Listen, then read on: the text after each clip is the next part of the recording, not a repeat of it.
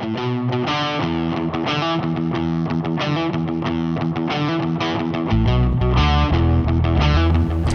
everyone, Sari Delamont with Forte, where we invite you to be bold, be real, and be a communication rock star.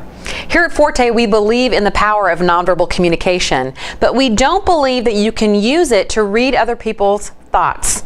However, we don't communicate in a vacuum, so we do need to be aware of the nonverbal cues that people are sending us so that we can adapt.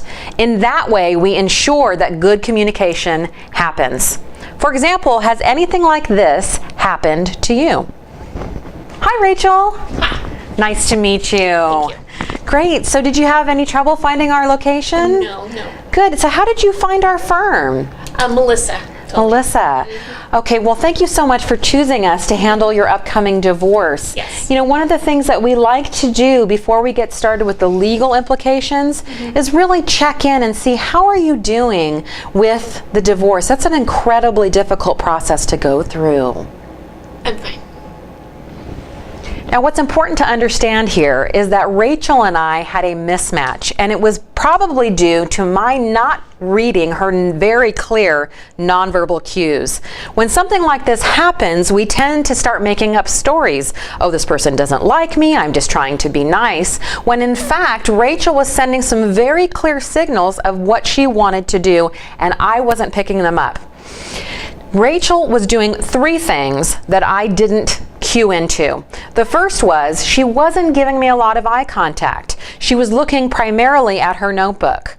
Now, when people don't give a lot of eye contact, what that tends to signify is that instead of tending to the relationship, they prefer to get to the issue.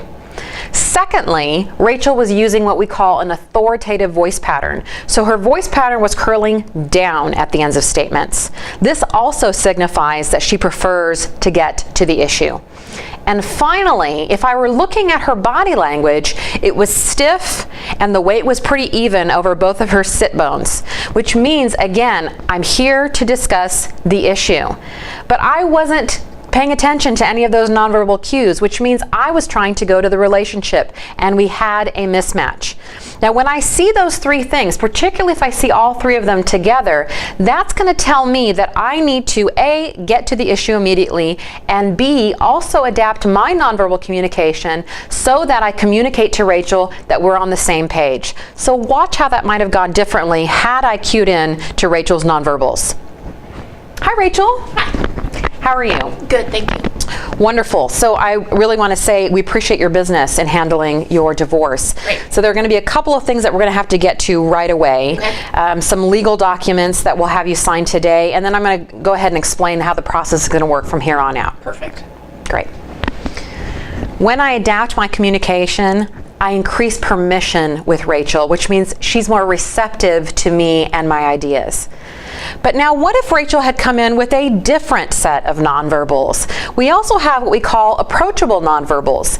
In this case, Rachel's going to give me more eye contact, which communicates that she wants to engage at the relationship level before we get to the issue.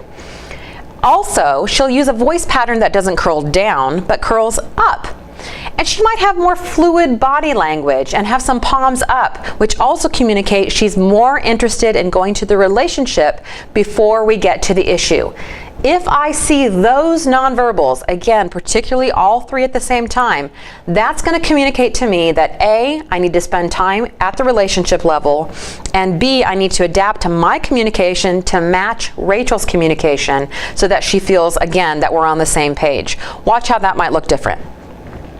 Hi, Rachel. Hi. Nice to meet you. Yes, you too. Thank you. Did you find the place okay? Yeah, it was fine. Wonderful. Okay, so you've chosen us to handle your upcoming divorce. Sorry that you're going through that. Yeah. That's really hard. Yeah. So before we get into some of the legal stuff, why don't we start by talking through kind of where you are in the process and how you're doing emotionally, and if you need any support. Yeah, thank you. Great. Now, what's difficult about this is there are people who tend to fall in one of two camps. Those who always believe you should start with small talk, and those who always believe you should get straight to the issue. The fact of the matter is the person you're communicating with is the one that's going to dictate how you should adapt your own behavior. Because again, if you're interested in communicating on purpose, you will cue in to someone's nonverbal communication and adapt your own so that good communication can happen. Again, sorry Delamont for Forte. We invite you to jump over to our website if you aren't there already. Take a look around, www.nonverbalforte.com. And until we meet again, be bold, be real, and be a communication rock star.